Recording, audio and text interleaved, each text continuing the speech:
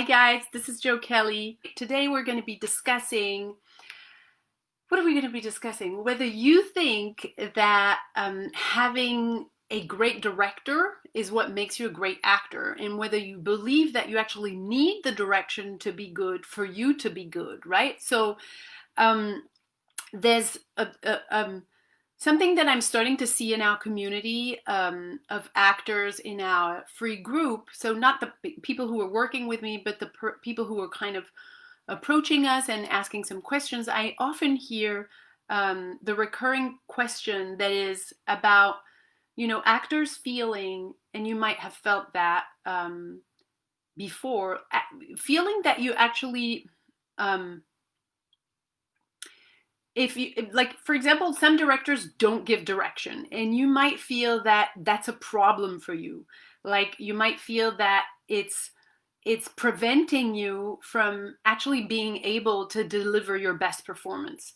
Or you might feel that some directors are giving you the wrong directions, and that could be in the casting room or on set, right? So it could really be in both situations that you feel like, well, this is not the way it should be. And so you suddenly, like, close up, yeah, or close down, I can't remember. You close your instrument, and you're unable to deliver. You're unable to be open, to remain free, to be completely alive and be the character, because there's some conflict, there's some perceived conflict about the direction, and you don't get into a constructive discussion with the director.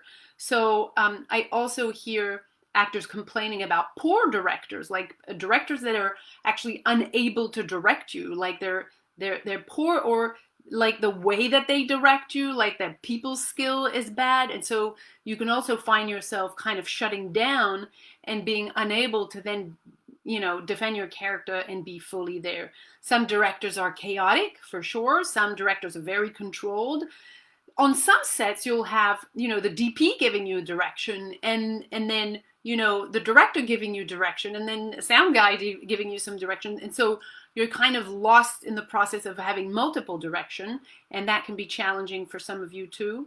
Some directors actually are too free, and you have no idea what they want, and that unsets you, and you feel like, oh shoot, there's a little bit of panic because he's not giving me direction, so I don't know what to do. I don't know what to deliver and how to contribute to the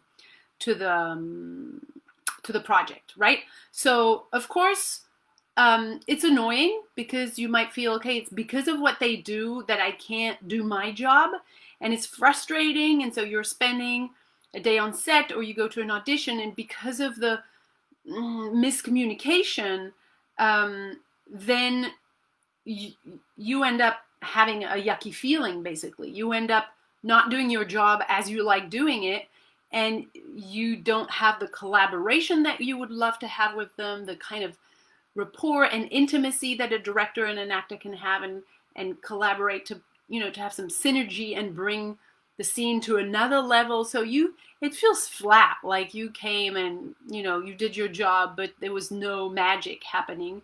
And as artists, as passionate artists, you really want to, when you're finally shooting, you definitely want to be part of a team. You want to be discussing with the director. You want to be able to have that family feeling that we have on set, or even with the casting director, right? That you want to be able to connect with them in such a way that the work that you'll do together will enhance the result.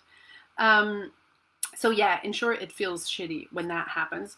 And so what I wanted us to talk about today is shifting a little bit the perspective, and making sure that you don't ever think that it's their problem to direct you, even though that's their job title, right?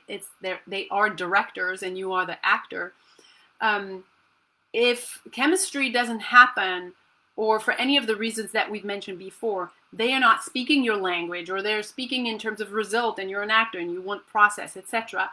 If your energies don't match, I want to make sure that you guys don't ever think, well, it's because of them that I wasn't able to deliver, and it has nothing to do with me. And the reason I don't want you guys to do that is because when you do that, you're giving them your power. So you remain powerless. If you're ever giving someone the solution to your problem, then it means it's up to them and it's not up to you. So the idea of this live is to actually take the control back, take the power back, so that you don't have to wait on them. And let's analyze in the 100 next directors that you will work with. Let's be honest, you'll be lucky if there's 10% that speak exactly like you like to speak, that match your energy, that match your vision, that match your the language that you like to be spoken to, the team energy that you like to have. So you're not, most of the time, you're not going to meet directors that match exactly who you are. But that is what makes a team on a set rich. It is those differences that make it richer, because there's constructive friction and constructive differences that you can build upon and find commonality. So the couple things that you need to make sure that you're not ever a victim of the difference between the director and you is, first of all, to be extremely bendy. And when I say bendy, I mean that you really want to make sure that your instrument is capable of doing a bunch of leg splits no matter what's happening, because you want to plan. That's it, no more light. You want to plan for extreme circumstances where nothing goes your way, right? You want to plan for the director even not liking you, or your partner being a little funky with you.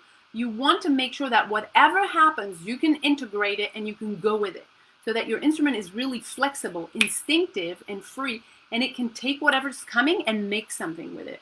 Whereas if you're in control, if you're not bendy, if you have a preconceived idea of how the scene should go, well, you're going to grab onto it and attach, and you're not going to commit to the scene itself. You're just going to be attached to the way you wanted it. You want to be right, and it's no longer about the scene. So that's a deal breaker. It won't work. Another thing that you want to make sure of is to make sure that you're really paying attention to your character's needs and not your needs. So when the discussion is around the character's needs, you and the director can meet and have constructive conversations that won't hurt your ego.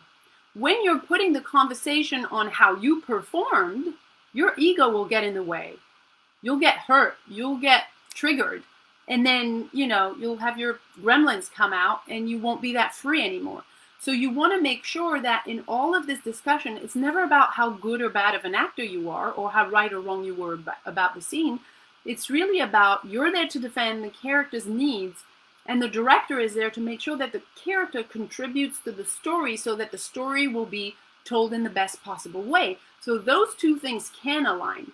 And when you're coming from a place of ego and from your actor's perspective, well, that's a very individual thing, and it doesn't really feed into the story.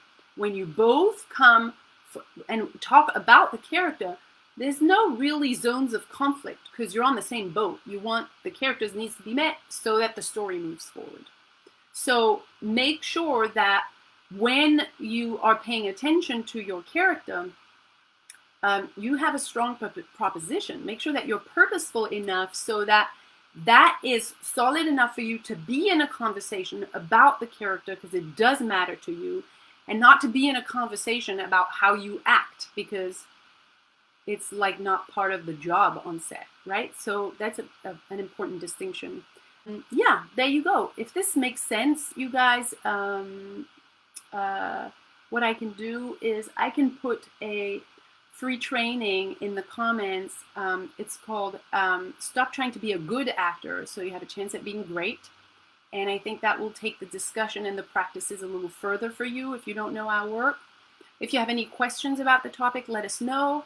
And currently, still in COVID, what we're doing to help the people who need help and support financially to join our program, what we do is that we have a BOGO offer currently. So you can join for 50% if you bring a friend along. And if you're interested in our work, you can type reset in the comments, and my team will get back to you. Okay, thank you so much. Bye.